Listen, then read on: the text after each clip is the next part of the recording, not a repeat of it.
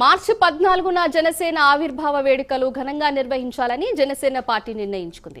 ఈ వేడుకలకు పార్లమెంటు నియోజకవర్గాల వారీగా సమన్వయకర్తలను పార్టీ నియమించింది. ఈ మేరకు డిప్యూటీ సీఎం పవన్ కళ్యాణ్ లేఖను విడుదల చేశారు. సమన్వయకర్తలందరూ సమావేశం నిర్వహించి వేడుకలను విజయవంతం చేయాలని పవన్ కళ్యాణ్ సూచించారు. అలాగే ఎమ్మెల్సీ ఎన్నికల్లో గెలుపు కోసం జనసేన నేతలు కృషి చేయాలని ఆయన పిలుపునిచ్చారు.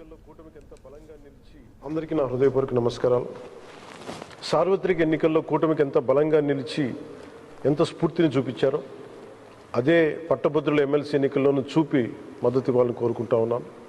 ఈ నెల 27వ తేదీన జరిగే ఎమ్మెల్సీ ఎన్నికల్లో ఉమ్మడి కృష్ణా, ఉమ్మడి గుంటూరు జిల్లాల నుంచి కూటమి అభ్యర్థిగా శ్రీ ఆలపాటి రాజేంద్ర ప్రసాద్ గారు పోటీ చేస్తున్నారు.